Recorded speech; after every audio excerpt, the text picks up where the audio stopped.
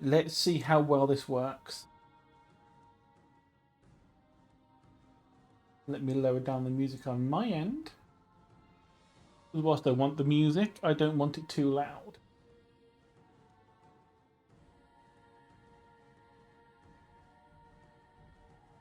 Put on Le Glove d'Art. And then realised I probably should have, like, sorted this desk bit out before I started this. I have an ibuprofen packet right in front of me, blocking my tablet. Bit ironic, really, that tablets are blocking the tablets. Or maybe not irony, maybe something else. I don't know. I'm too tired and ill to think. I have my drink. I have my pen. Now I get to think what the hell I was doing in the first place.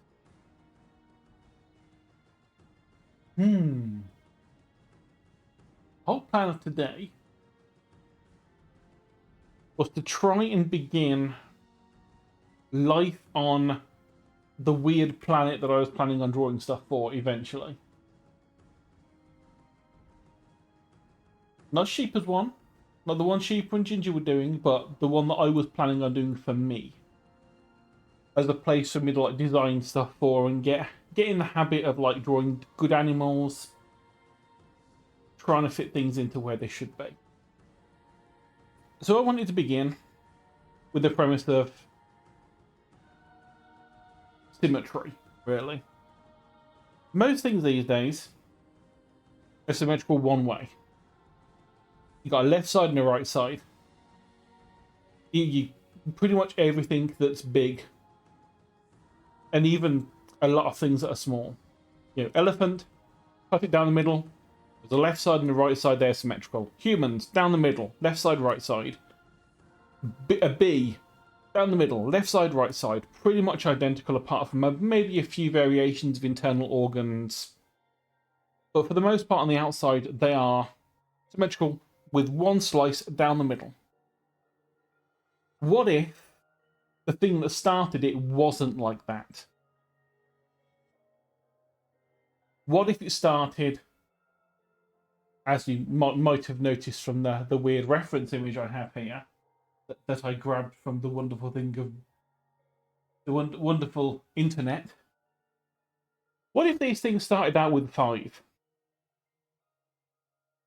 I mean, I do have to admit, this whole idea came from the whole Lovecraftian thing of the old one, the elder ones, the elder things from At the Mountains of Madness were described as crinoids, or some strange variant on crinoids, because they had like the weird, like tentacly, petally head, which is what these things have, what crinoids have. So rather than, let's most obvious color. So rather than humans that we have a head split down the middle. Some of these things, they're like that, but then they're split like this. So if life started in this way, how the hell would it work? What would it start with? And bearing in mind, I have not studied this. This could all be pulled out of my ass. It could be wrong. But it's my world. I'm God in this world. I can do what I want. Start with the circle. The good old classic thing of a bacteria. Because let's face it, this is how things are probably going to have started. Any world that has life is going to probably have started like this. Unless something came along and went boom, elephant, and just dumped an elephant down, then it's probably going to start like this. And the world I was planning on working with was not like a D&D world or anything. So it wasn't going to have magic in there that I know of.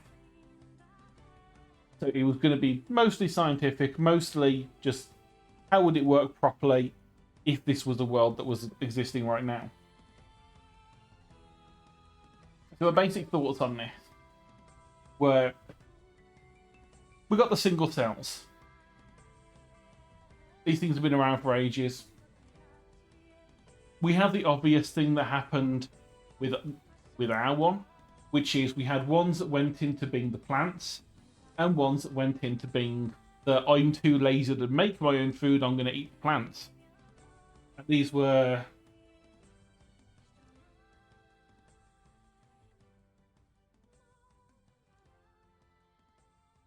is it zoophyte or zootrope? I can't remember now.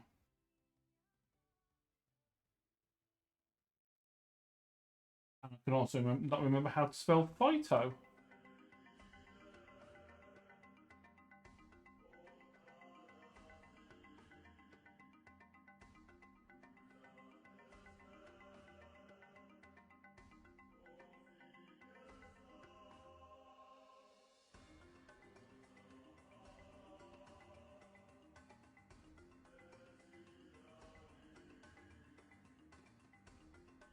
So there's a very basic start. It's not the perfect way, but it's an easy way to begin because it makes sense. Because you're going to have something that makes its own energy, and then something that evolves to not make its own energy, but parasites on other things that have already made the energy.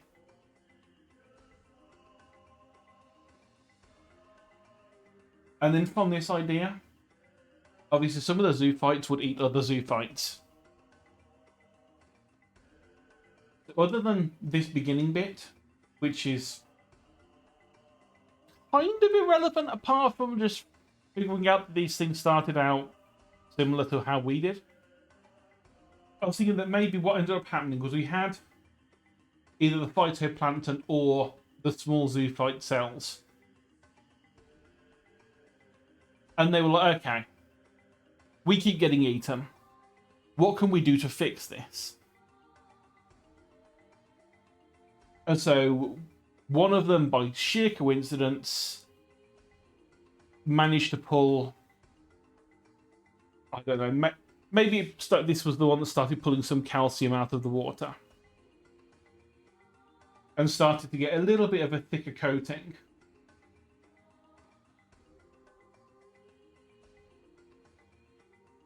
To make it a little bit harder for things to actually, start munching on.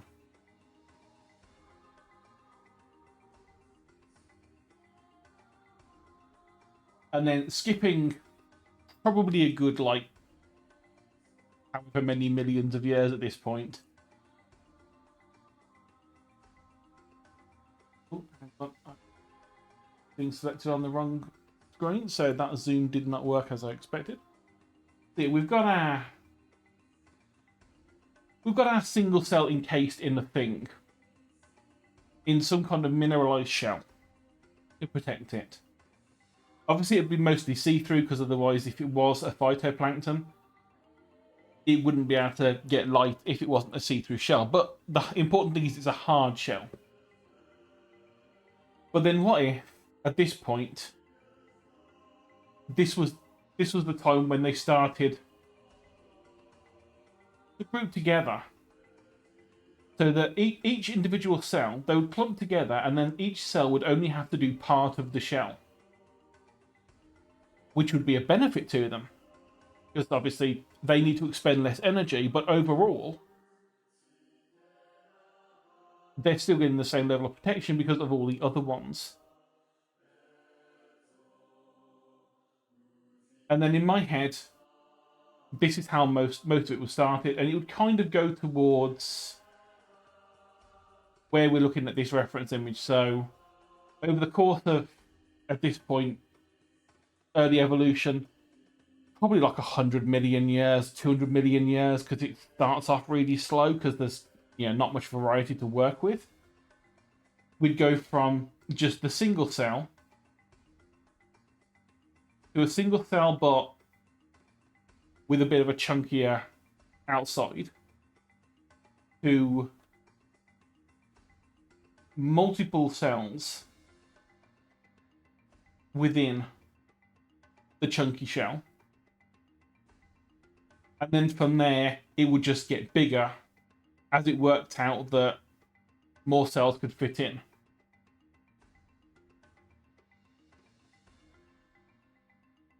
But of course, this would be what the phytoplankton's doing.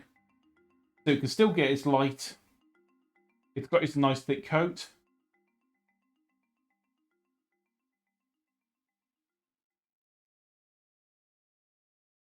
But at the same time as this is happening, the zoophytes are going to have to try and work out ways to get in here to break down the shell. And I've not even considered what this would be yet. Because I am making this up as I go along. Because I have not properly studied. I want to study more of this, but my brain just dies whenever I open a book.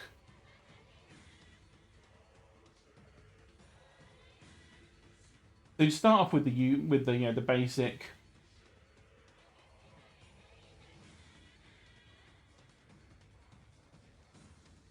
At this stage, it needs to work out how to get into the shell to start feeding. So there's a couple of ways it can do it. If at the moment it's still a single cell, so it probably would end up doing what current single cell ones do, which is just engulf the thing. Just swallow the thing you're trying to consume and digest the shell as well as the thing inside it. Which would work to a certain point. Once it gets to a certain size, not really going to work as well. Maybe up until sort of this point, it would literally just stay the same, and it would just do the whole, consume it, digest it, move along, which we're used to in biology because that still happens today. But at this sort of point, it would need to start actually sort of breaking in to get to because the way I'm seeing it, if a single cell could do this, multiple cells probably could, but it's going to be a bit more difficult. At least at the start, anyway. Without specialization, it's going to be difficult.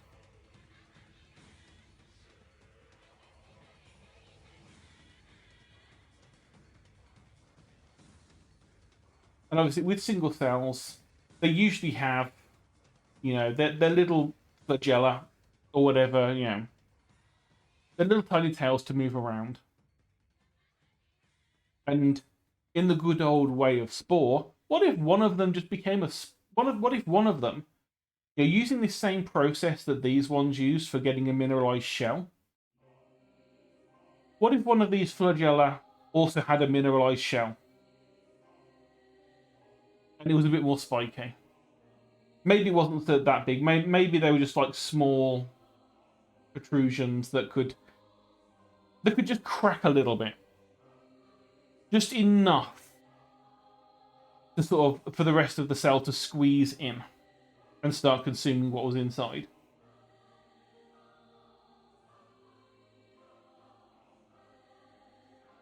At least that's like, with my limited knowledge of how this all started, and from me just watching a few little videos and wanting to try and aim somewhere, that's how I'm foreseeing it would have started. And then eventually we would have got to a point where we've got this really large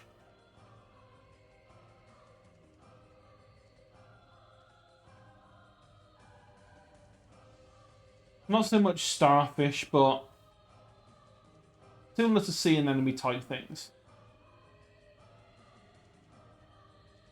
At least for the phyto ones. Some of them would just be like, I'm assuming at this point some of them would still be, just photosynthesizing. I don't know how much I'm thinking that they will split off at this point. Maybe they would have taken the two routes of the zoophytes, getting more like the sea urchins, being mobile, having more sort of crushing force underneath them so they can just like chew onto things. And then maybe the phytoplanktons in this world would have gone more towards where the crinoids were. At some point, there would have been a nice rocky outcropping, and one of them just landed on it. And it turned out to be pretty good because it was a sunny. It was like near the surface. It was sunny. They didn't have to think about moving anymore, which meant that the flagella that they had could just like be up in the air. And then over time, those flagella again could have gone to the point where they started to mineralize. They started expanding upwards with the flagella near the top. And then it just turned into what would essentially be what we would see a crinoid as now. At which point they could like evolve into what this world's early plants would be. They're still technically at least what we would think of as an animal, because I think crinoids technically are animals. You know, they are like part of the mollusky shelled animal type things. But in this case, this is what early plant would be in this world.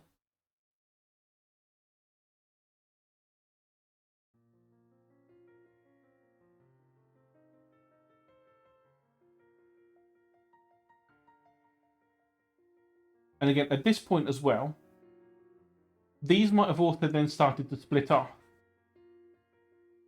into the ones that still do the photosynthesis themselves, the ones that are staying more plant-like, and then the ones that actually start to feed on the crap that's being left in the ocean, whether it be the small old the old zoophytes and the phytoplankton are still tiny. Because those would still be around. It's not like they would simply disappear. We would still have like little things floating around that would be edible. So at some point, it could be that these things started to develop the fans. Maybe it started out that they developed the fan because it's more area for the photosynthesis, which means more energy, more growth to help a bigger stalk. But then some of them might have started catching these and realizing, food is already being brought to us by the waves. We don't need to do all this other shit. And then over the course of another million or so years, I just threw my pen on the floor for some reason. It slipped out of my hand. Yeah, over the course of like maybe a million years or so, they branched off, quite literally.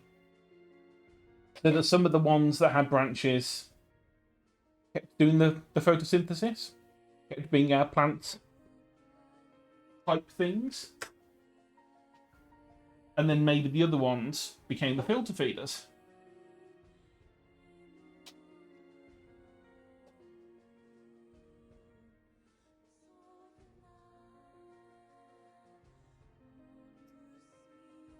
And retreat.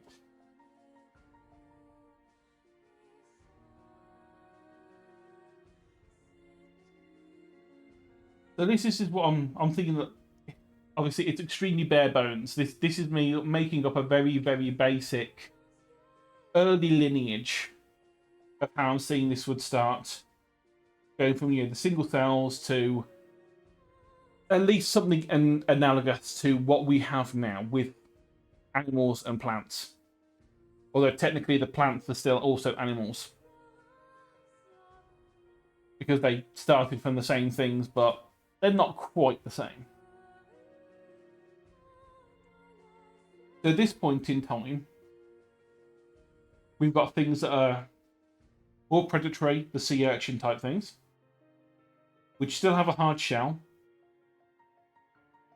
but not a very thick shell. And that's more to protect from other ones of its own kind. Because obviously if you're a small urchin-like thing, and a big urchin-like thing comes along, you don't want to be its food. You want to be a bit too annoying for it to eat. It maybe when they're small, they keep the mineralized shell that that they've grown to have over the course of evolution. But maybe as they get larger,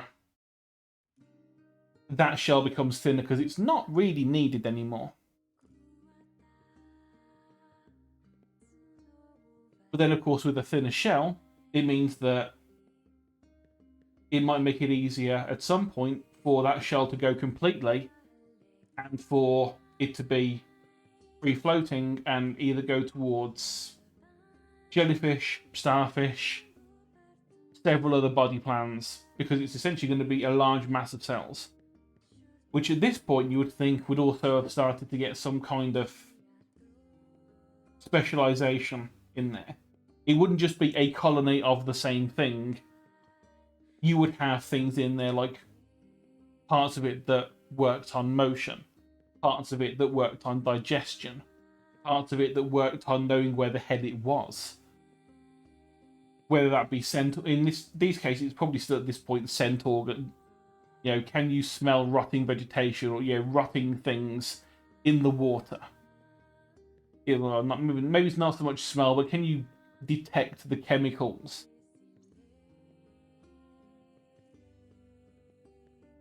And sort of this would be sort of the first. And they're probably like 300 million years of the planet. Because obviously at that point not a lot happened. But then it gets to a point in history that everything went a little bit crazy. For one reason or another. I mean, I'd imagine that at a certain point, when these things have spread, it's going to start getting to different. What I'm after, not so much biomes, but different sort of microclimates. So, yeah, these things are great. These like branch-like ones are great if you're shallow water, because you know if the water's up here, it's perfect. You're right next to the sun.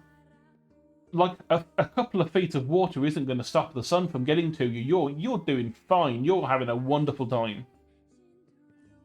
But what if one of them just happens to sort of like land like right the way down here? Let's say like 50 feet down. Sure, it can probably still grow. There's a tiny bit of light.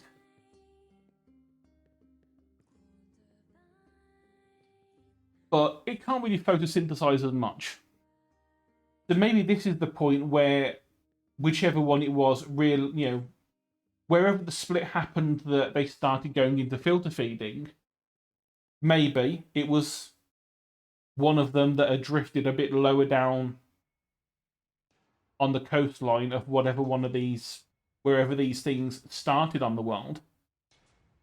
Maybe it drifted a bit further down, got a bit too far down for it to still really be able to do as much as it wanted to with photosynthesis. And most of them at this point would simply just die. They might be able to, they might be able to land, embed themselves in the rock, grow a little bit. But then they would die because, or at least they would stay small because there's not enough light to warrant anything.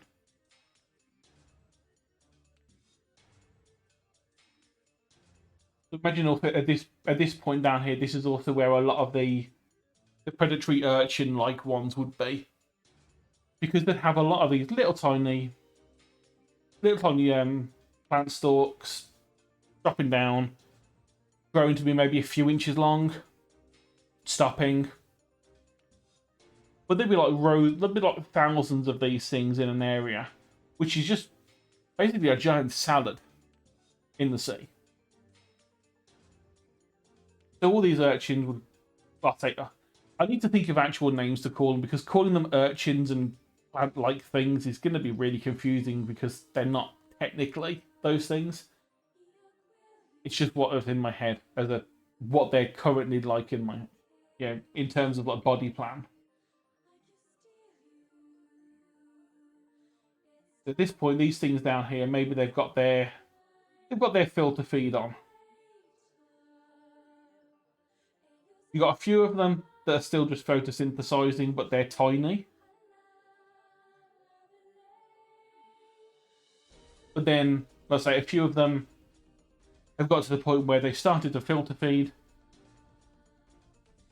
because whether it be remnants of the urchin likes or photosynthesizers, when they die, they're gonna like have bits of their body decay and float off.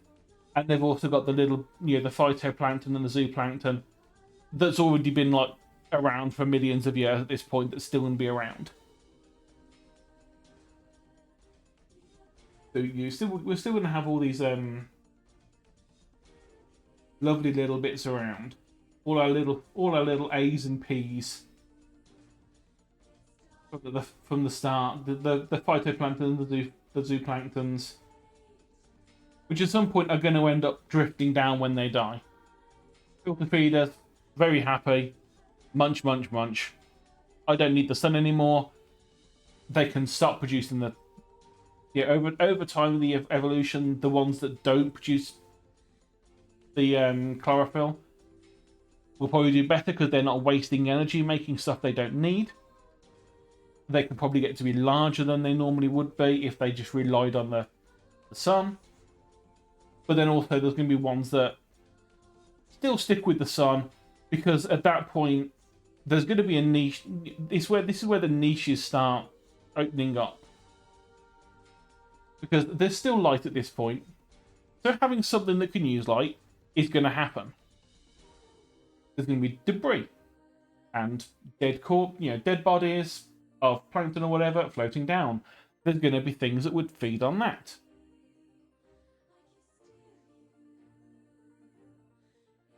So the weird urchin-like ones probably wouldn't just be eating living stuff at this point.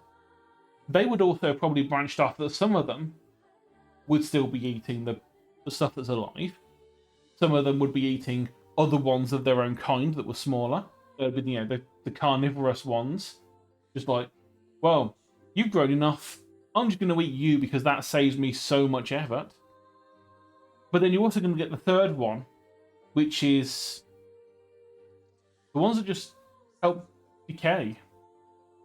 Yeah, the cleaners, the ones that just feed on debris and detritus from the bottom of the ocean. I can't remember what the technical name of them is, but similar things to like suckerfish and clean shrimp, those kind of things that are just like feasting on the bits that are left over.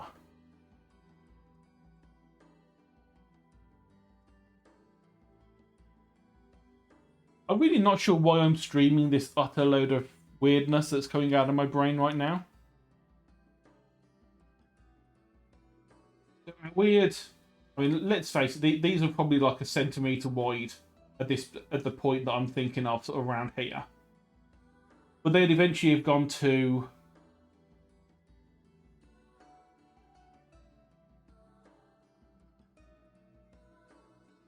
the herbivorous ones, which are just, again, I say herbivorous, they're the ones that are eating the things that have chlorophyll. You're going to have the carnivorous ones that are eating other varieties of themselves.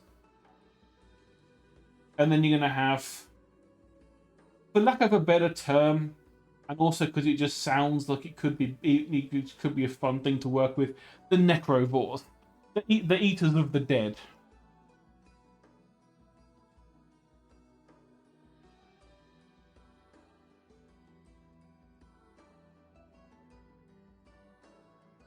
And then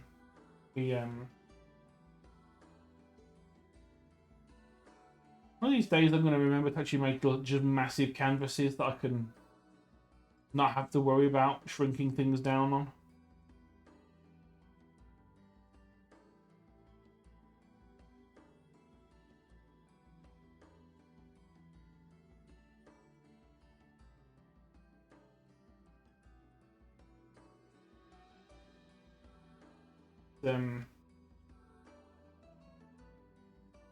label these the same as we labeled the originals, or the original split. Because I'm obviously animal and plant, I'm very original with my naming. And so at this point, you're going to have sort of shallow water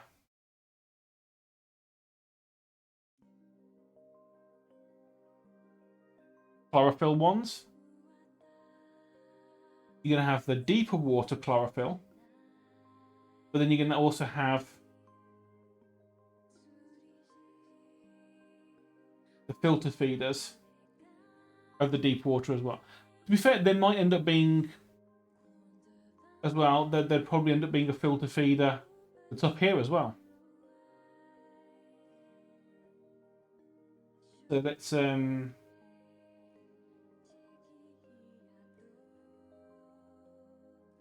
label them for main benefits. So chlorophyll and filter. Simple. And so from there, there's already, just with a little bit of poking and prodding at the starting point, we've got to a point where we've got the start of 3 different niches for the predatory animal-like things. And we've got at least 4 for our basic plant-like things.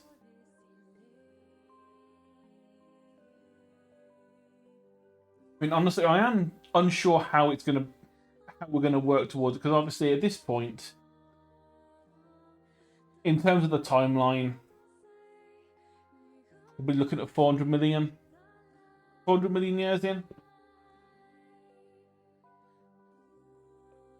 So that would be near the start. So let's say that was at year 0.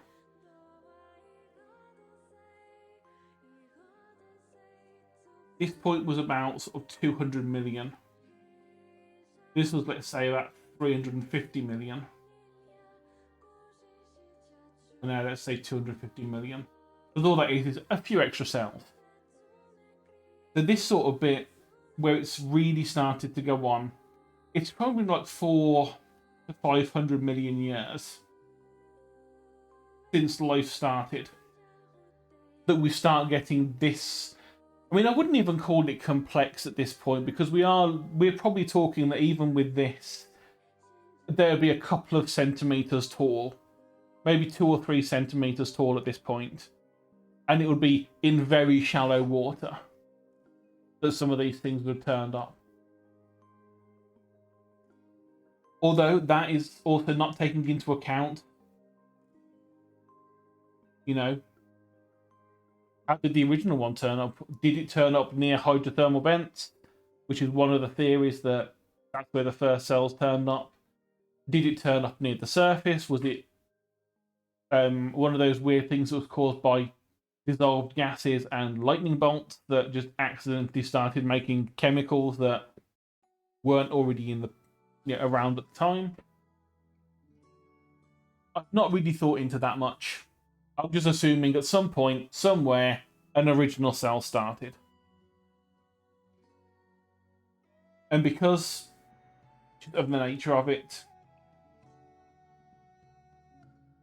I'm assuming it's going to have probably been something that fed on minerals in some way. Because right at the start, there would have been nothing else to do. There's no specialization at the start, so there's no consuming your fellow creatures because you don't have any way to eat them. There's no photosynthesizing, because unless you just happen to turn up with chlorophyll, then you pretty much shit out of luck. It's not going to happen. And so at some point in the early stages, the entire ocean would probably have just been full of these weird mineral eaters just floating around doing fuck all, until a couple of them got a little bit uppity and decided to change.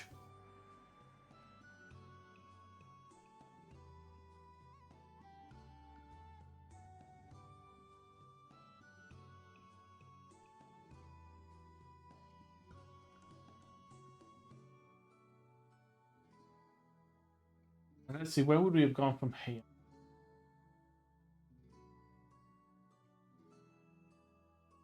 So obviously, within each of these sort of niches, there would have been more than one thing. You know, you might have had some of these filter feeding ones, for example, might have gone with the sort of classic sort of feather-like fan that just waves back and forth in the current, catching what it can. They're very passive. All it does is it gets that, and then the hairs just slowly ripple to bring it down. Kind of how tube worms are, but without the worm inside. So it's got its feather bit. It ripples the food down into the mouth bit at the bottom, where it starts going through the digestive bits and all that. But then there might be some that start getting a bit more active. They keep the fan, but they can move it themselves. They can whip it around. So they can cover a greater distance. Or they can sort of move it to, if the currents are changing, depending on what time of day it is or anything, they could move their filter to where the current is strongest, which would probably mean more food particles.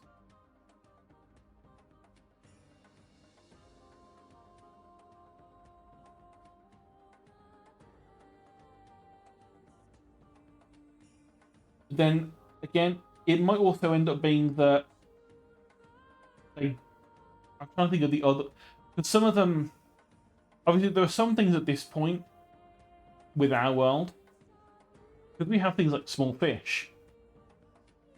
There could end up being ones of these that get rid of the filter feeding aspect and just go straight for just stabbing the fish. Small fish comes near, flicks whatever was left over of the fan with a few, you know, nematocysts, some stinging cells on it, flicks it at whatever comes nearby, drags it into the mouth. Better future evolution for it. A bit weird, but it could be. Hey Etsy, welcome in. But this is one of the fun things about trying to figure out what the hell is going to be happening with evolution from this level. Yeah, at some point, these things are probably going to end up learning locomotion that isn't just moving across the bottom of the ocean. At some point, maybe the ones that get rid of their shell learn how to make air pockets, which gives them some buoyancy, which gives us rudimentary floaty things. You're in an elevator. That's uplifting to hear. That was a terrible joke. I am sorry. Don't worry. It's only been going for 40 minutes, and quite frankly, I've been babbling for most of that. I mean, if you ignore the thing I'd worked on as like a basis thing in my head, we've just got a bunch of vague scribbles at the moment. We went back in time like a good couple of billion years. Oh, stream delay. I'm not sure. It could be. I did upgrade for stream, and I'm gone to OBS instead of Streamlabs to see if it works. On my end, apart from it looking different, not noticing a massive difference. The big difference I'm noticing is I have a proper audio mixer now, because I picked up a plugin that lets me separate stuff. So the music is on a totally separate mixer than, say, a game. So if I ever do things, hey, okay, so it was just the elevator making the Wi-Fi being a bit funny then. I was wondering whether or not it was OBS having a setting in there that I hadn't clicked on. There are some settings like have like a 10-second delay or a 30-second delay, because a longer delay means it gives more time to buffer. So if you've got a little bit of shitty internet and you're not sure if your bitrate is going to be good, you can put on like a longer delay so that it gives more time for the stream to catch up if you do have a spike of bad internet.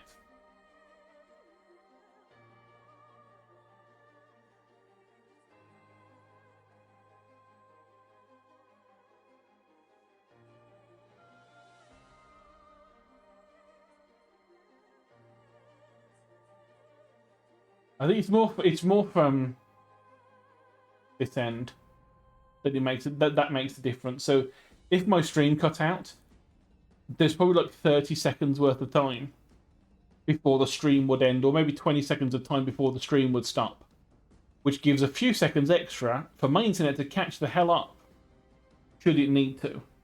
Thankfully, it doesn't usually need to, unless I'm trying to do cooking and I'm on the laptop, in which case the whole thing falls apart.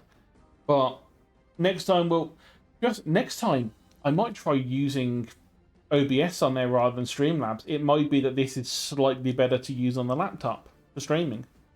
I might have to give that a try, to be honest. Also, at some point, I need to look at my captions thing to try and make sure it doesn't do giant run-off paragraphs. But the whole point of these captions is to make it easy for people that are hearing impaired. And so if I have a massive run-on paragraph, it could just disappear too quick for them to read, which would just make the captions entirely pointless for them.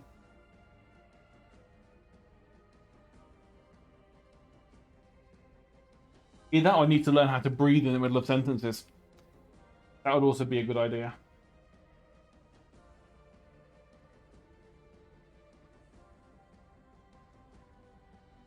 Drink.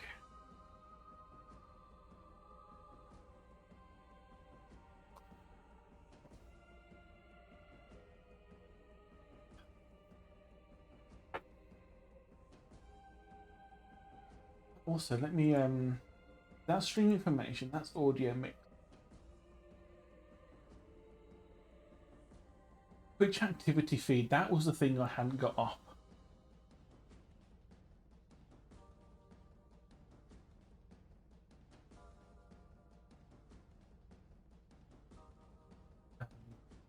Let's pop you.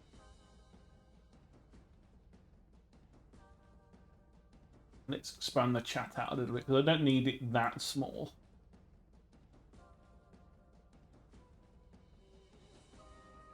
You also not hearing impaired, so you can actually hear my voice as well. The main reason for the captions is just to be a bit more inclusive for people, just so... I mean, I know there's a lot of streams out there that have been doing it recently. I know that Sheepa does it now as well. But I wouldn't want someone that is, say, deaf or just hard of hearing in general to turn up to the stream. Especially with my accent not being the easiest to understand sometimes. At least the captions might make it a bit easier, so it can give them... they can read it, they don't have to deal with the accent. It might just be a bit confusing where the captions don't quite pick up words right. It's like when I say sheeper, see, it's that I didn't say cheaper, I said sheeper. But even there, it uses an A, not an ER. So yeah, sometimes, as you can see, captions don't work the best. But it's better than nothing. And I've forgotten what I was even talking about originally.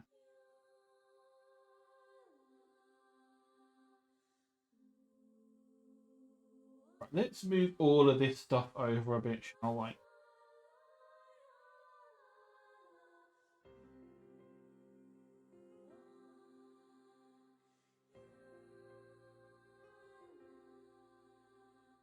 The cooking stream didn't happen, unfortunately. My laptop could not cope.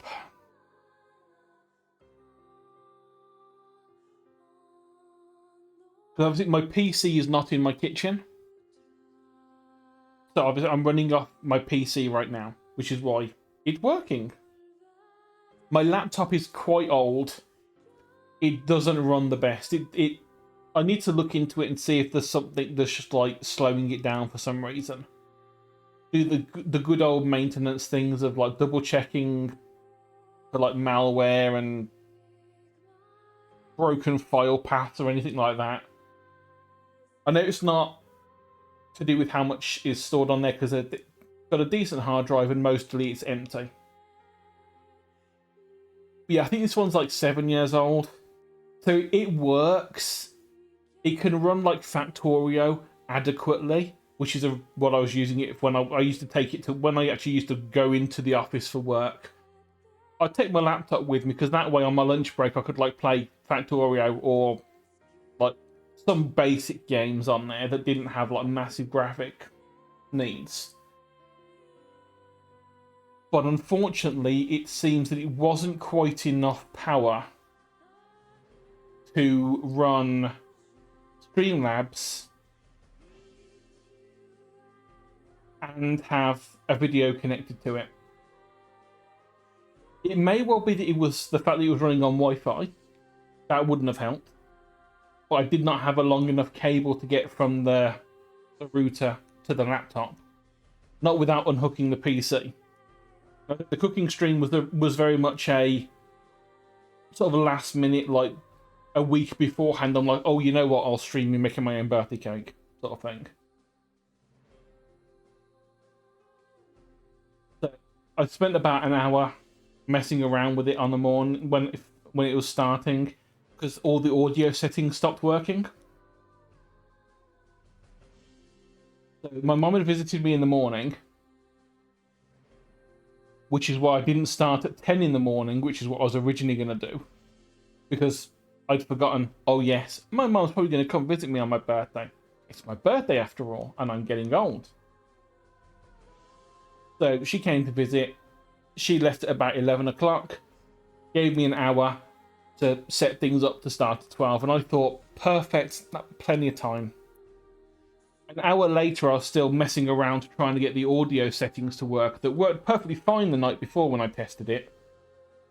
And it was all because Windows had decided to reset one of the settings that I'd fixed. So I went through try with the lavalier mic, which I bought specifically for that stream, and it had stopped working, and I thought, oh great, the microphone just isn't working. Brought my main microphone from the PC over, plugged that in. Microphone was working fine. Streamlabs just didn't want to pick it up for some reason. Another like half an hour later, we found out the issue was that Windows, being a laptop, had set the thing to say apps aren't allowed to use the microphone, which I'd already changed. I'd already said, yes, please allow apps to use the microphone, because I have apps that want to use the microphone. And then it reset that so that it wasn't letting them do it, which is why the microphone worked, but it just wasn't getting picked up. At which point, I was extremely, extremely disheartened after spending an hour and a half messing with that, only to find that the stream was like extremely badly encoding. And so I was like, you know what? Forget the cooking stream. We're going to move to the next activity, which was basically me and Sheepa going into Discord and watching a film.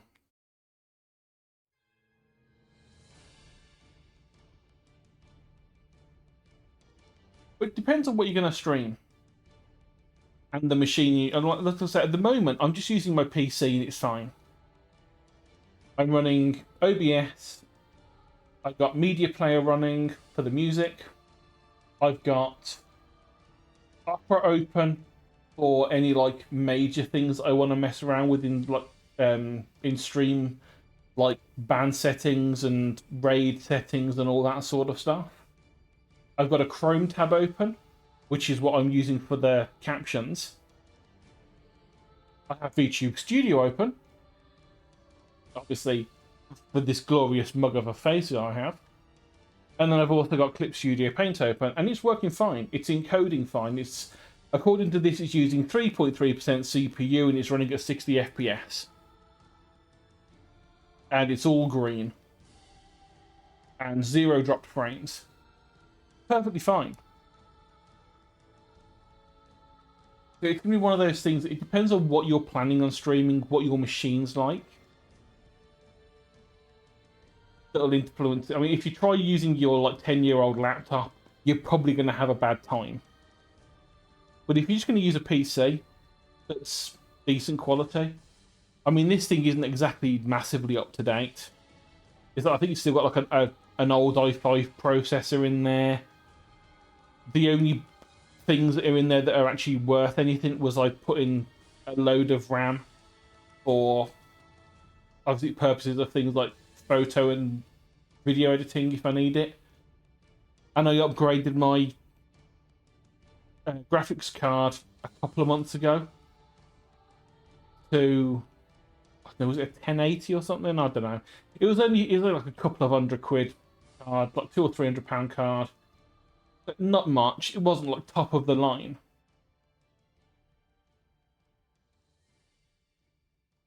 Yeah, I probably couldn't run like insanely powered things. I mean, one of the reasons why I got the graphics card update was because when I was trying to run things like Kingdom Come Deliverance and have VTuber Studio open, the graphics card couldn't quite handle that. Because I only had like an RX 580, I think, when I started streaming. So a card that's like 7 years old. Or 6 or 7 years old. So not the best.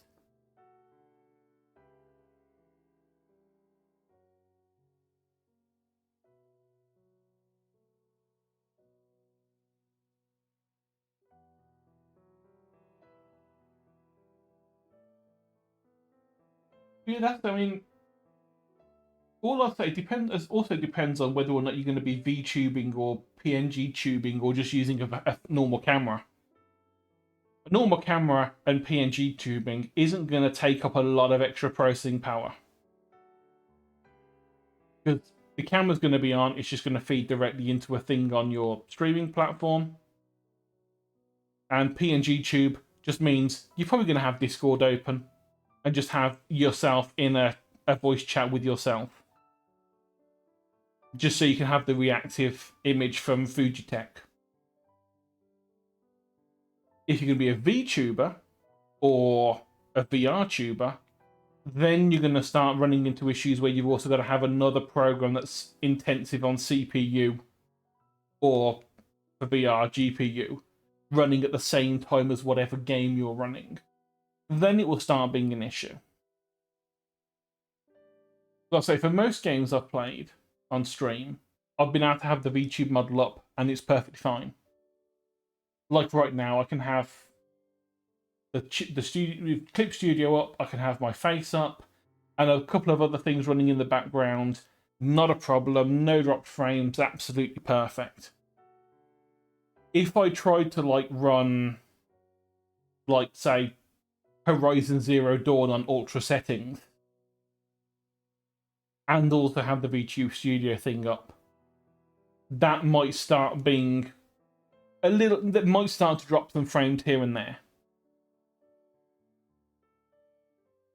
So it really is going to start just sort of affect. The effect is going to be depending on what you're actually making or what you're actually playing. Because I'm looking at some of the games that I play now, like PlayTop. Pretty much most people that are streaming could run PlayTop on their computer because it's not that graphically intensive. Same with things like Unrailed. That probably doesn't take much. The main one that I know caused me an issue was Salt 2. That one really had issues when I tried running the VTuber model at the same time as streaming it. because that is a pretty game. It's not a complex game, but it's got some very pretty lighting effects that made the computer have a little bit of trouble. But because it's early access, it doesn't have very good setting control to be able to lower the quality down enough. But the upgrade of the graphics card, perfectly fine. It runs perfectly now. I think I did one stream of it, and it worked out fine.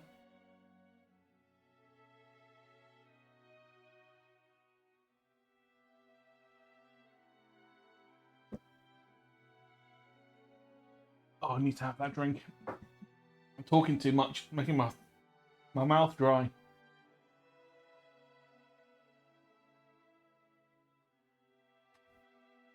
Anyway, where were we?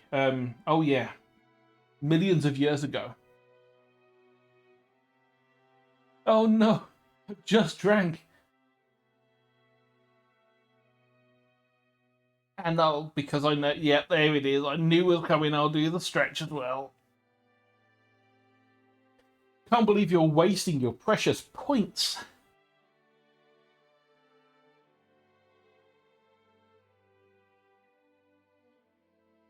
I'm quite happy.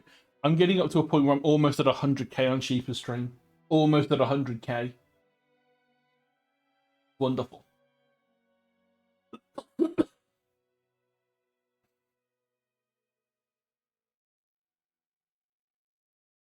Maybe I should actually like darken up the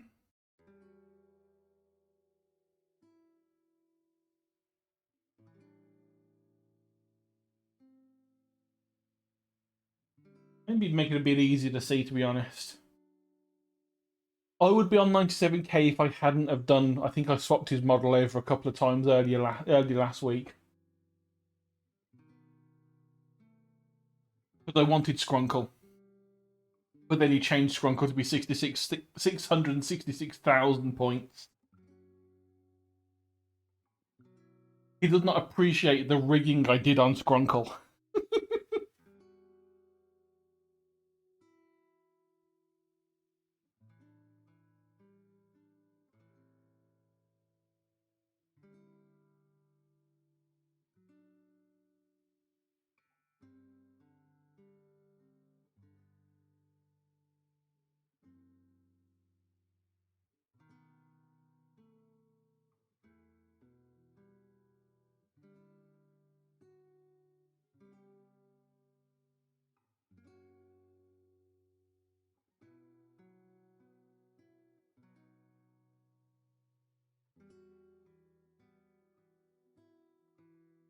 Yeah, inflation be crazy for Skrunkle.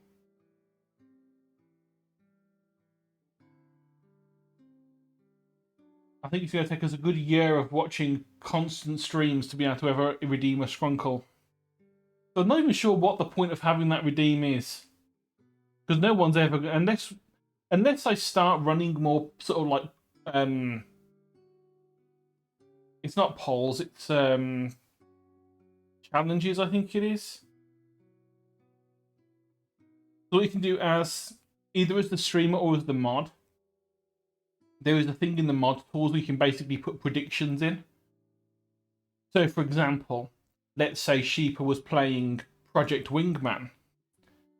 We could put in a prediction to say, will Sheepa crash within the first 10 minutes? And then you could bet a certain amount of points. And then after 10 minutes, we go, well, he's crashed. So everyone that said, yes, he's going to crash before it, you win. All the people that voted for no, their points get redistributed to the people that said yes. So unless you know, I get bored and I start doing some of those while watching your streams, we're never going to get to a point where we can redeem the Skrunkle anymore.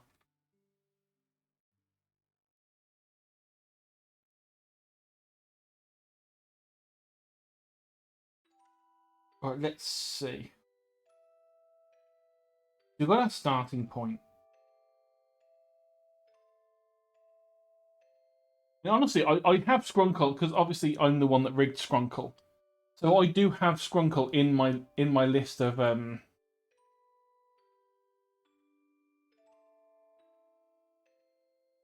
Do-do-do-do.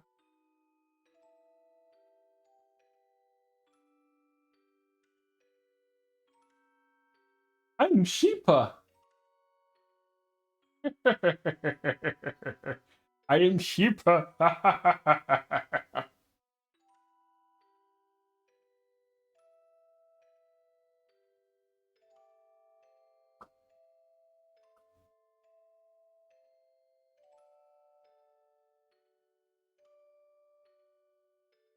Oh, this was the silliest thing.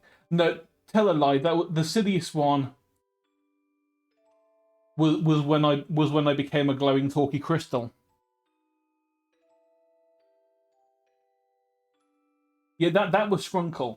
This is the famous actor Salt Rock, who starred in a Laserdisc commercial along with Leonard Nimoy, of all people. So yes, this is a VTuber of a glowing Salt Rock, and it was the silliest thing I've ever done, because it's just two PNGs, and one of the PNGs has an opacity map put on it. So that depending on my mouth movement, it changes the opacity to make it look like it's glowing and talking. And yeah, it was a very weird thing. It's from one of the very early Cursed Saturdays. And then yeah, and all the rest of those are just ones that it always adds in. Was this the right one? Yes, it was the right one. There is also the slight Halloween version,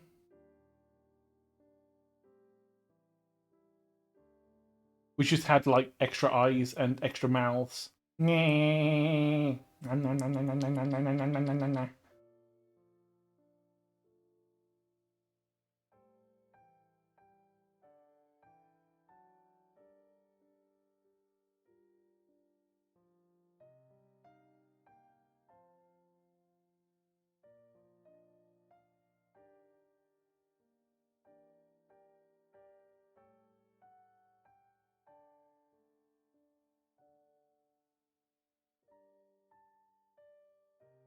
So that was back up to a good scale.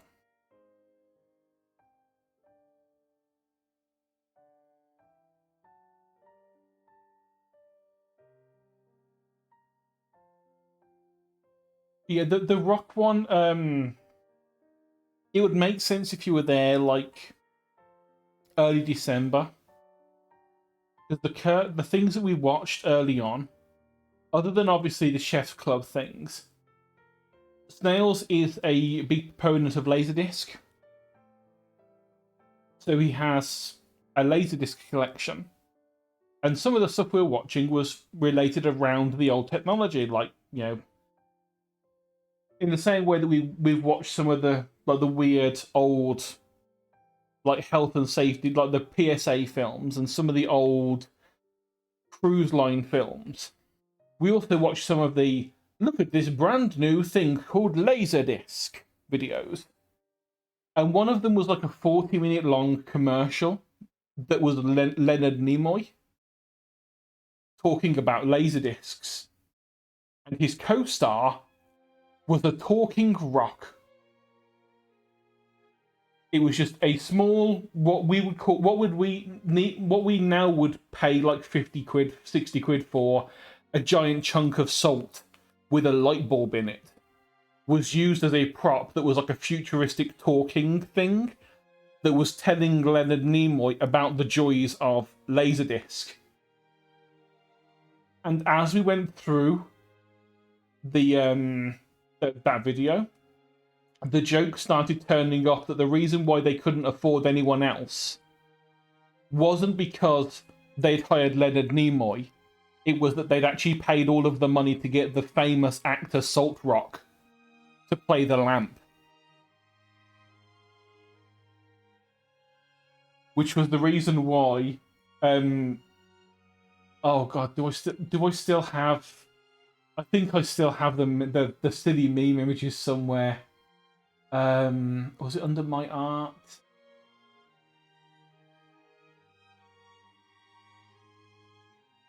I think it was on. But that's just the image. That's just the Salt Rock thing. That is Leonard Nimoy's face. So that definitely was part of this.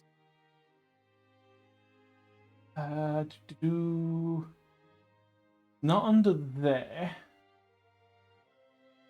Not under stream stuff, because technically it wasn't to do with that. It wasn't under art. That's definitely not under art, because that's where I keep the cool references for lewd stuff. It might just be in my regular folder. Oh yes, here they are. So it got to a point where we were joking around. Yeah, we'd been watching this for a while. Salt Rock had become a little bit of a jokey meme between us all, and it was all wonderful.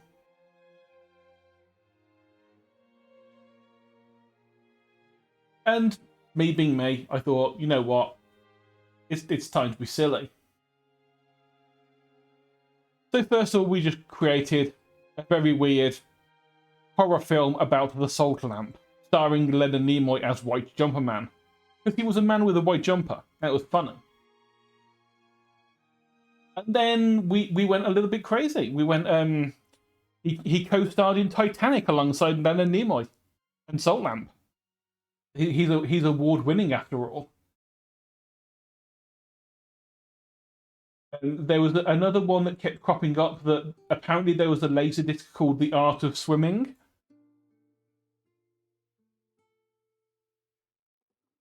And so The Art of Swimming was born. And it took Snails a good week to realise that I'd photoshopped the Jaws poster for The Art of Swimming.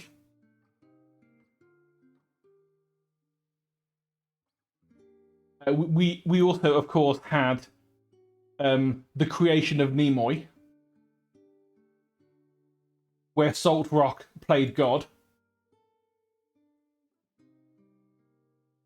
And then well, okay. I was going to say the last and most best creation. This is not this is the most cursed, obviously.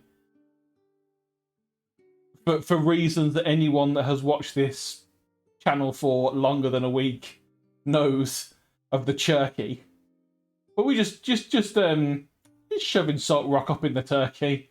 Perfectly fine. And then my greatest creation was this one.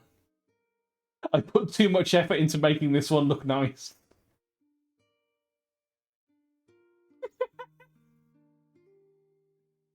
I'm just explaining why I have a VTuber model of a Himalayan salt lamp that glows when I talk. Because Bagetzi wasn't here near the very start of my channel when I was originally when I was doing the curse stuff on Saturdays with snails. And Salt Rock became a running joke. Oh my! The turkey is another running joke from Snails' channel. It's the cheese into the turkey gif. And Snails has the actual video of that as a redeem. If anyone redeems it, I think for like 2,000 points, we have to stop whatever we're doing and we have to watch that. But because that was a running joke on the channel anyway, and Salt Rock was starting to become a running joke of the channel, I merged them and shoved Salt Rock into the turkey. That was the worst thing I ever did to Salt Rock. Although I like I said, I am a fan of Lamp.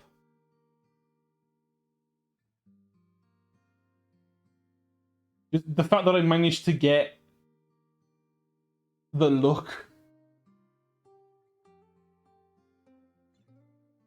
the crack of the alien egg to come through fine was wonderful. Yeah, we had the cursed one. We obviously we had Lamp. We had the creation of Nimoy.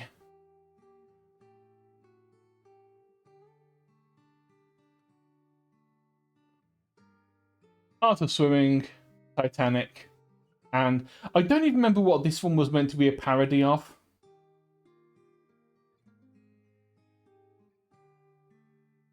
I cannot remember for the life of me what this one was meant to be a parody poster of. I think it was meant to be a horror film, but I can't remember. Now back to the regularly scheduled weirdness.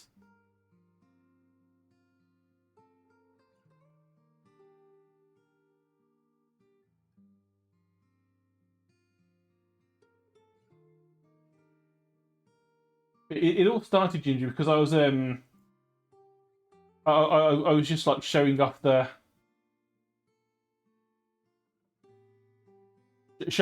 models I have sitting in my folder. I can become Skrunkle because I am the one who rigged Skrunkle. The reason why technically I am not only Sheepa's V sibling, but also one of his V parents, which means the Sweet Home Alabama song is turning up in the corner.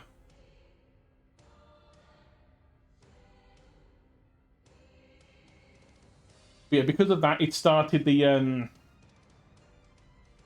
This is what started the weirdness.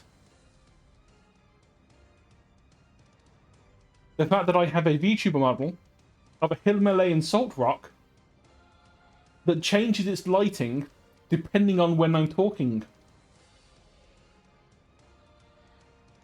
And this was the first thing I ever rigged in Live 2D. And by rigged, I mean changed some opacity layers.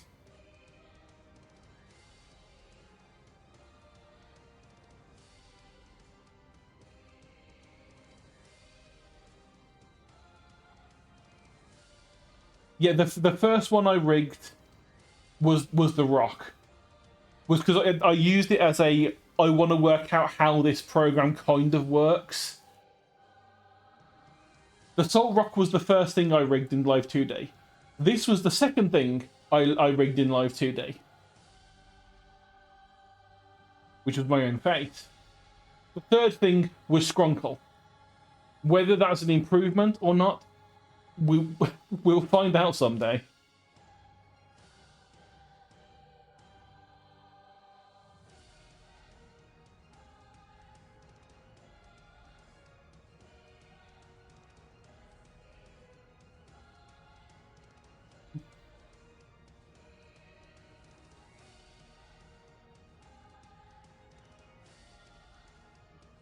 Yeah. It's sad to say the Salt Rock was the first. It literally is just. I took a PNG, I took a screen grab of the video we were watching that included it. I kept one layer the same as normal. I added a brightness filter to a copy of it so that there was a bright and a dark version. I imported it into into Live 2D, and I set the opacity on the bright version to match the mouth movements. So when the mouth was closed, the opacity for the bright layer was 0. When the mouth was open, it was 100%.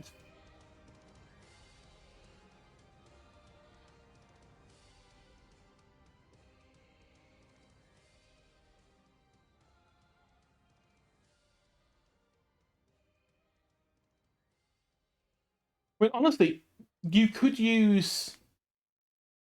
I mean, definitely, I turned Skrunkle started out as a very basic 2D silly thing, but because it was so simple, it was relatively easy to give it a simple rig. because I just needed to cut a few things out and separate it onto layers. That was the main part, the main bit of effort. Depending on how complicated the Ginger Snapu model was, it might be simple. It all depends on, I mean, looking at, I mean, let's, right, you are under there. Can I find the actual final file for this? That's final version 4.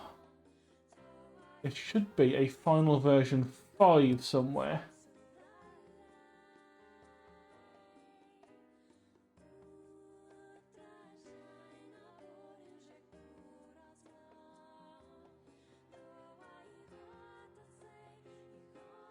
There it is.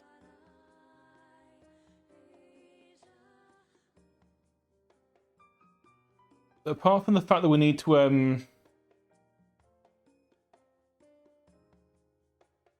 somewhere in here there is a thing to get rid of the face guides. There it is. So this is what the model was, and these are all the layers.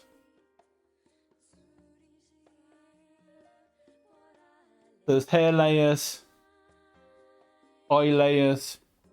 Those are the ones for the right eye. Those are the ones for the left eye. We have a bunch of them for the mouth. Nose and face, obviously, they're very basic. They didn't need much. The face guides were more just a thing that I imported in alongside it to help with the rigging. Then we've got arms, which, because I don't do much with the arms, they're literally just a single piece. Because you don't see them on screen. I didn't figure I was going to need to actually rig those yet. And then there's a bunch of stuff like the wings, the skirt, the legs, the body, the back of the skirt. So if you're doing a proper VTube model, there's a lot of feckin' layers. And this is, as far as I can tell, a relatively basic one. And the main thing is, it looks fine. It looks 2D until, like you say, go to the front of the skirt. Actually, wait, no. Yeah, then no, we're not doing that. That's technically there's nothing under there because I didn't actually bother drawing that because I knew that it was never going to get seen. But because of the way the legs are, if I ever wanted to animate the legs separately and do like a moving from side to side pose thing, I would need to have the whole thing rotate, which meant that I need to have the legs connected up there, which meant that I had to have the skirt front as a separate layer from the back of the skirt. Obviously, everything that's on there, it's all... See, I say, obviously, just looking at the eye. Where are we? So, which...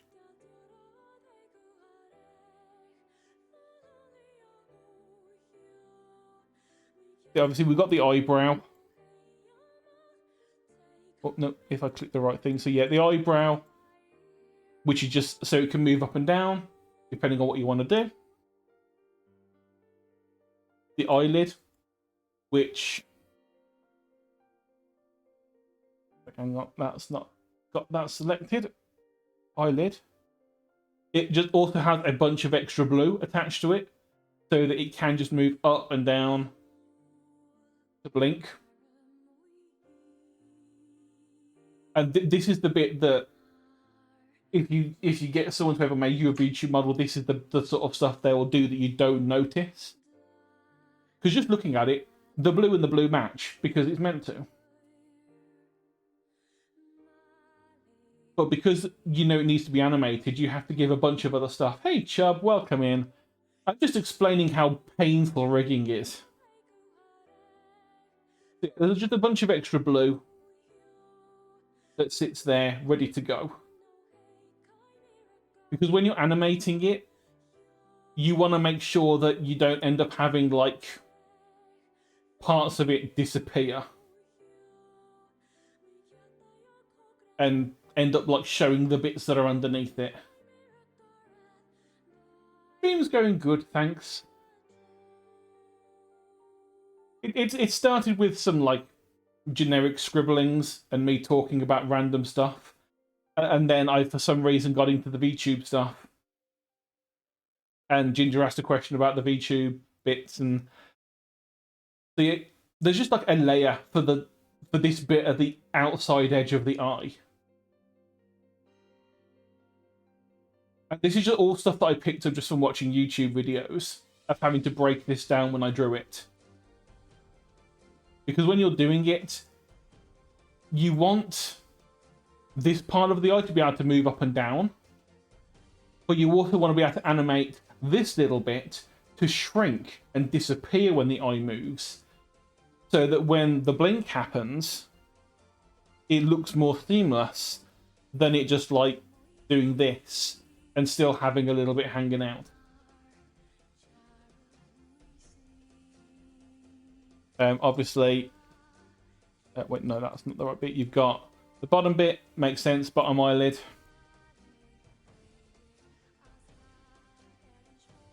For this bit, I was lazy. The iris is just a single piece. But I have seen some people who break it down further so that the iris is one piece, the pupil is another piece, and then the highlight is another piece. So that when they move the eye to the side, they could also move the pupil to the side and move the highlights and have it all move separately and make it look more 3D. But since this was my first ever like full attempt of a model, I didn't want to go that complex. Model version 2, I might try. Model version 2 is extremely early stages right now. I think I have no, that is just a dumb meme that I messed around with earlier. So yeah, the only main thing is face. That's as far as I got in terms of the thing. The rest of it has just been messing around with body types, and yeah, I haven't got far on this at all. Yeah, it is called Cheery Mark 2. It is me moving more towards the actual bat rather than anime girl bat. Taking a few hints from one furry artist who draws beautiful bats, especially beautiful trans bats, which, you know, fitting.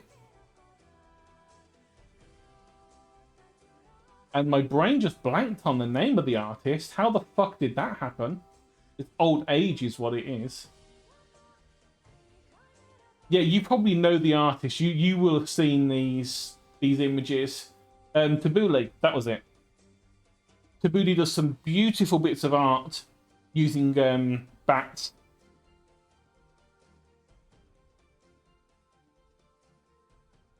Yeah, funny little penguin. But yeah, I was like, I love how they draw bats, and so I was trying to get a similar looking style for Mark II. It kind of is there, but it's really hard to figure out how. If you go to the website that is 1 letter and 3 numbers and type in Tabuli, you will find them. They're a really good artist if you like furry stuff. They're like one of my top tier artists that I would love to be able to draw like. I would love to be able to animate like them as well, but that's a long way in the future. A lot of effort in the future if I'm going to do that. Maybe by the time I'm 70, I'll be able to do something that cool.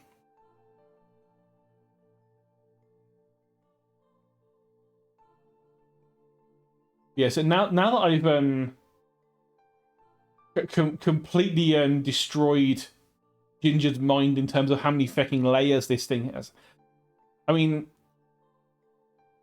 I think it might be easier if we were to actually make a 3D model than this, because at least I had training in that shit. Yeah, there is a separate one for furry, which if you type in the 5th letter of the alphabet, and then the numbers 6 and 21. into your search engine of choice, you will find it. It's a well known among the furries.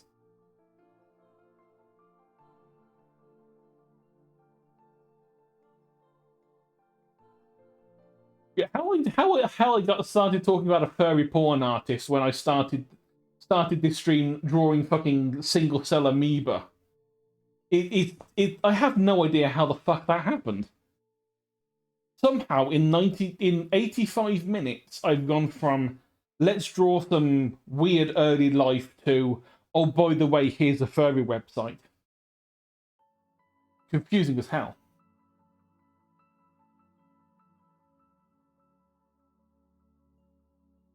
I mean, there's a reason why that tag is down there.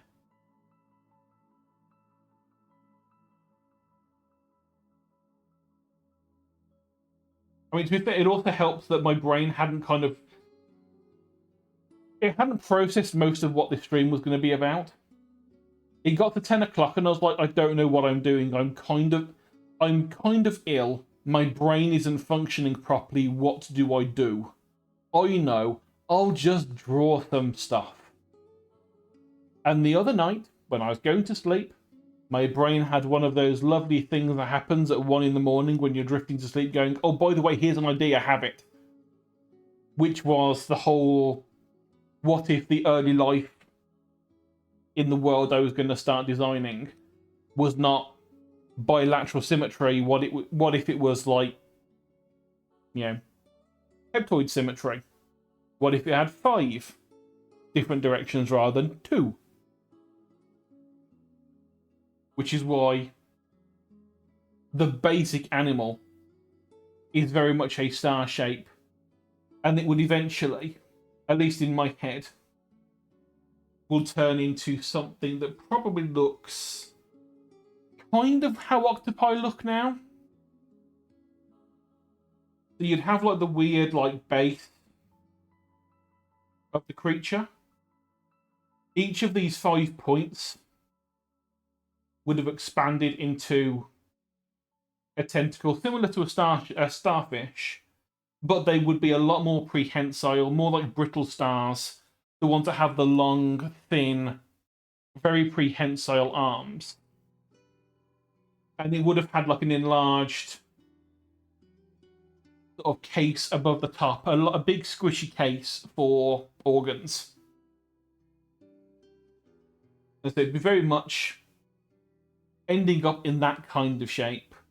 And then over the course of evolution, these get strong enough to be able to push it up.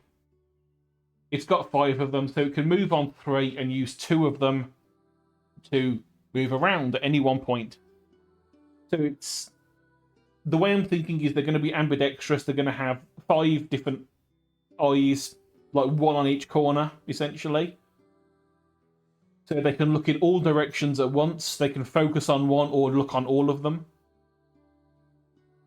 They can walk any direction they want because their body works the same, that they can see in any of the directions, so they can walk in any direction. They just need to change which of their sort of like I'm going to say feet for lack of an easy word. Whichever foot and leg they want to use, they can put 3 down for locomotion and have 2 up for manipulation of the world around them. And then at some point, these are going to be the things that move on to land. They're probably going to start out mostly amphibious because they've still got the big bulgy bit. They're probably not going to want to spend as much energy walking around, pushing themselves off the ground. Don't worry, I blanked out as well. Essentially, we're going from this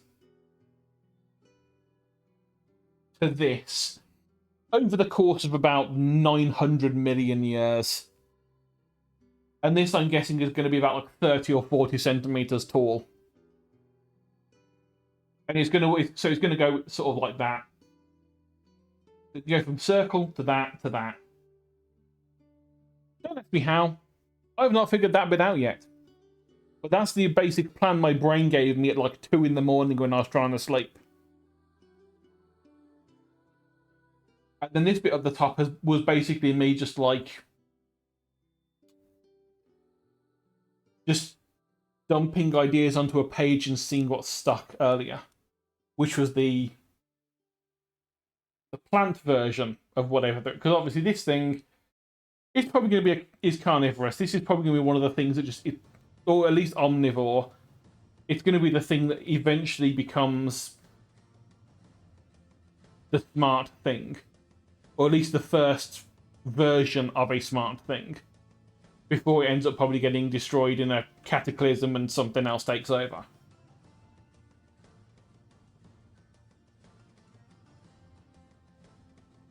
Because I'd also, one thing I thought of years upon years ago, when I was doing university, my thesis was going to be on using this sort of stuff for designing stuff for games. Oh no, you gotta go back. I hope work goes well. I mean, I'm not going to be on for. I'll probably be on for like another 15 minutes or so, depending on if I can think of anything else to draw.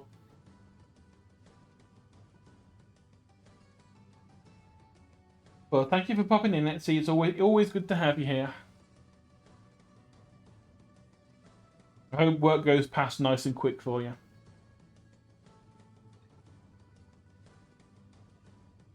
Yeah, originally, the first time I started looking into this stuff, and unfortunately it was way too long ago, and I should have been doing more of this in the past 15 years, because, good God, it's been a long time.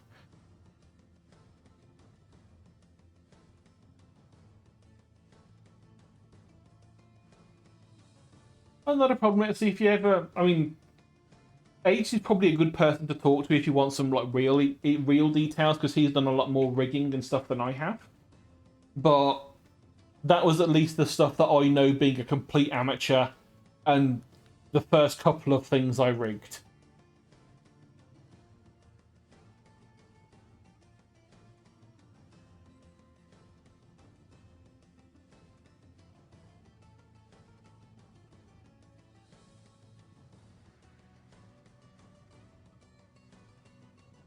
Yeah, originally, I said, back when I first was at uni doing the games design stuff, my thesis was going to be using this sort of stuff to design things for worlds, because I was fed up of orcs and elves and all these things. I wanted stuff different. And me, being the cocky young person I was like, oh, no one's ever thought of this. There's no word for this. I couldn't find anything online because I didn't know the specific phrase. I did not know what speculative evolution was. No one knew that term around me. So I thought I'd made up a thing that was like really cool, that was going to be really fun. Which is probably why my tutor was like, oh, that's going to be interesting. Because he probably knew someone that had already done it and was like, oh, let's see what you can do. Alas, I failed because I kind of gave up halfway through. But one of the things I thought of in the along the way, actually thinking about it, if you kind of ignore the fact that this is 2D, there was a very similar thing that I thought of years ago. It is essentially a kind of octopi-like thing that was tree-based. And it would essentially live... Let's say you've got a nice lake, and you've got some trees on either side. It would essentially hang. It would grow up in the lake. It would be all lovely and fine. Eventually it would start getting a bit too big, and its tentacles would be very long and very thin, and would be getting outside of the lake. I say lake, it could well be more like a pond, was probably more the size I was thinking of back then. And so you'd have this weird, like, upside down...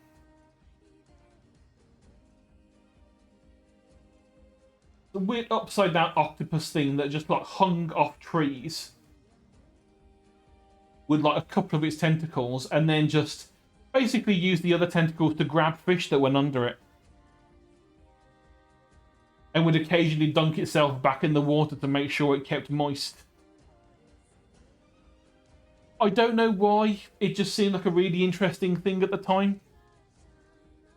I think there was something else that had turned up at one point that I've seen since, that also tried to imagine what would it be like if octopi were the things that had like come out of the water and started getting to be a bit more evolved on land.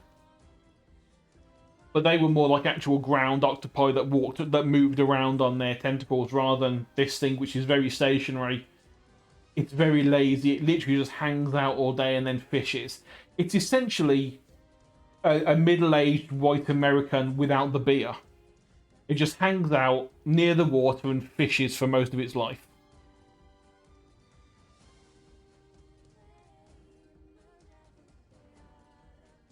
Come get me, Americans.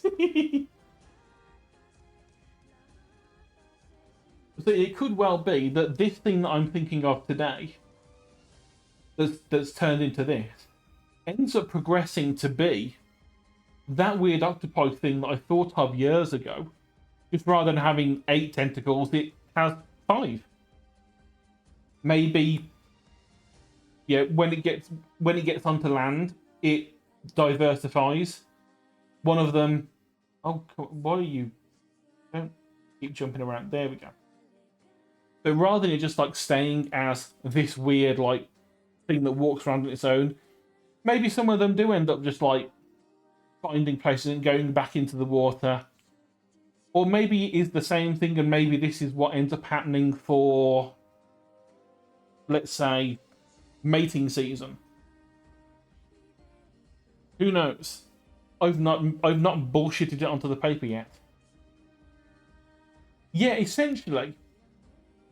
I mean, that's what I'm foreseeing with these, is that maybe at first I'm thinking that these things are literally, they're very, very much, they stay mostly in the water, but the tops of them can come out of the water and they can look around. They can like, they're still coastal. They maybe like they get into like lakes via rivers or anything like that.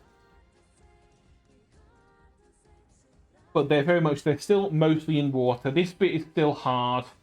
It's still a shell. This bit is soft, and maybe this is where like the ice stalks end up being. And it starts being able to look around on above the water to try and work out information about the surroundings. Then eventually, one of its descendants, like a couple of million years later, its tentacles get stronger, and so it can actually support itself on land with bigger tentacles. And so it crawls out and becomes a bit more amphibious. It can go onto the land. It can get food off the land, and then it can return to the water. It can, basically do the good old thing that frogs do: sit on the land, get your food, go back to the water, get yourself moist, reproduce, all that fun stuff. And then eventually there would be one that just completely said, well, fuck water, I don't like it anymore, I'm going to go and live in the trees. Or I'm going to go and live on the ground. Or there could be a big branching off from this, that this one that comes out of the water is the equivalent of that first fish that had some very leg-like fins all those years ago, that managed to somehow have a little bit of capability to breathe on land. In this case, it would be the fact that it breathes through its skin. It doesn't have any lungs or anything. Or maybe at this point it does. It has a couple of big lungs in here, and so this like inflates and exhales, maybe. So I doubt it would need it at that point, unless it was for propulsion. That could be how it's moving around. And then eventually those organs that we use for pumping water in and out to move around in the water quickly would end up becoming lungs. I don't know. Let's say this is all me just sort of like dumping some stuff out of my brain on possibilities of what this thing could end up working with. But I didn't end up starting this with an end goal in mind apart from what if 5-sided symmetry. That was basically the starting point and the ending point for this. Whereas the other couple of streams I've done with this sort of design stuff, I had an end goal. Like I had the large herbivorous sheep for Sheep and Ginger's World. And I had the proto-dragon or Sheepa and Ginger's world. Those I had an end goal that we could mess around with. We could look at a base, look at a skeleton to work with, and then slowly build it up. With this, I just went with the concept and went to see what happened. To be honest, it could end up being very much squid-like, very much squiddy. The only difference would be, like I say, these would only have 5 limbs. And the way I'm eventually seeing it is that they would have... Granted, they wouldn't be this thin. They'd have 3 limbs that they could walk on. They would have 2, which were their manipulators. And then they would have whatever the body type is going to be in the end. But because all of them can function the same, at any point it could say, well, okay, this one is now a leg, and that goes down, and this one is a manipulator. So it doesn't have to turn around when it's moving. It can literally look in any direction and manipulate items in any direction, depending on what it requires. So whereas just with our bilateral symmetry, if we want to look behind us, we've got to turn our head and then go, oh, we can only look to the side. We now need to turn the rest of our body to look behind us. This thing just goes, well, I can already see behind me. I'll just pick that thing up behind me and pass it to the front.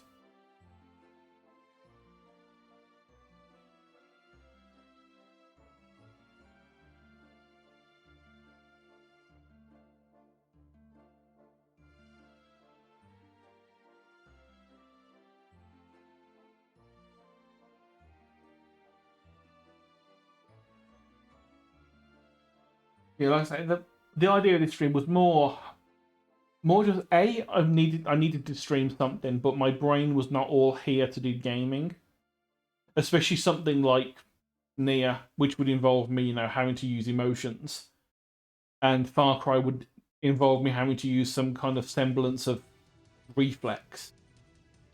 The past couple of days I've not felt too great. I've had a bit of a temperature. I keep on falling asleep out of nowhere and then waking up with a burning forehead. And it's not been pleasant, so I was almost not going to stream at all. That's why I thought, you know what? I'll just open up Clip Studio and we'll just scribble some things and see what turns up. We'll start with an idea and we'll scribble stuff, because at the end of the day, if none of this happens in the world that I'm messing around with, that's fine. But at least I've got these ideas out and I've gone, well, okay, that kind of works.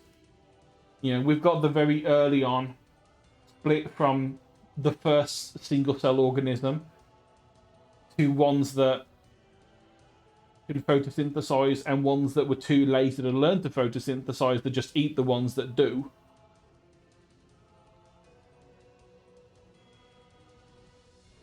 We've got our little bit of, I say little bit, at 250 million years of evolution. They'll go from it's a single cell to now it's a multicellular thing that has some kind of shell around it to protect it from predators.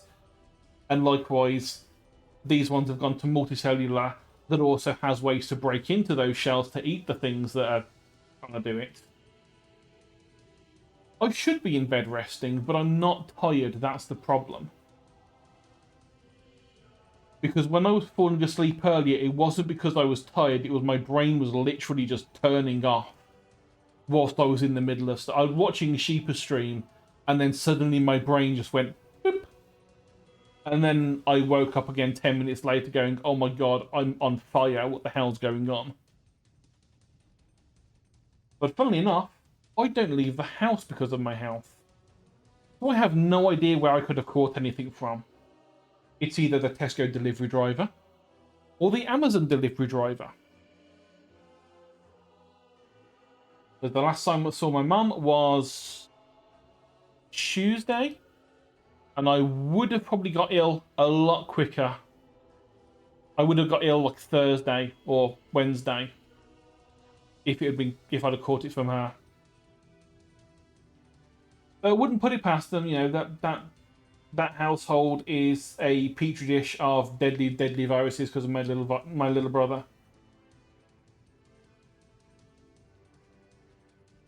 But yeah, so we've got our basic like multicellular life with its mineral coats to protect it, and then likewise the predator to try and break into the shell to nom on the tasty, tasty things inside. Another sort of 100 or so million years later, we've got some of these the zooplankton colonies that have learned to embed themselves. Tesco is grocery stores. It's a grocery store, like think Walmart.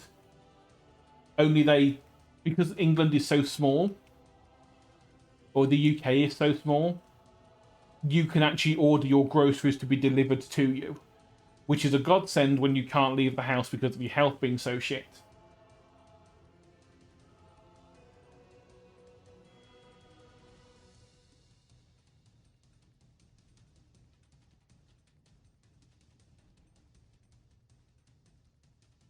Yeah, we've got the start of what eventually will be plant life with the phytoplankton colonies sticking to a rock and being learning, being able to grow, possibly even being able to like use some of the minerals in the rock to make themselves stronger. We've then got, I'm going to guess it's probably going to be another sort of 50 to 100 million years later, where some of them learn to filter feed. Because, some of them have obviously gone about a bit too deep for the light to get there. Some will keep on trying to get light because there's still a little bit of light, but not enough to like get to grow large. But then some of them might start, realizing they might start, evolving little bits that can absorb some of the nutrients from the dead things that land on their leaves, and they become the first proto filter feeders, which then evolves into us having the like shallow water ones that have chlorophyll, shallow water filter feeders, and then deeper water ones. And that's about as far as we've got for plant life. And then we have the very basic thing for this. Goodbye, Etsy. Enjoy work. And I love seeing those wiggles. Very much a worthy afternoon of my time to make those things. I think Sheep has actually uploaded the one I sent for him as well. But speaking of going, I think it's getting close to midnight, so I might actually also bounce. Because I am starting to feel the fever coming back. I am starting to heat up a bit too much. I'm going to go and want to lie down, I think.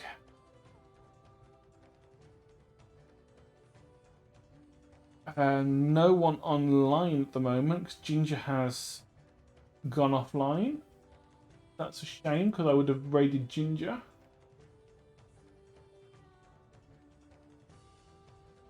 And everyone else that was playing Elden Ring earlier has also logged off. So no Seb, no Sheep, no Nate. So I think for once we're not actually going to be able to raid anyone unless we know someone. Obviously, I could also raid Chubb, but Chubb was also finished streaming, so can't do that. I think honestly we just have to leave it there and no raid, so no extra points for Etsy. Not this time. Well, thank you all for watching. As always, it's been fun, if weird, and very tangenty today. With the Salt Rock arc and the VTube PNG arc. And of course, the let's draw some weird ass early animal plant things.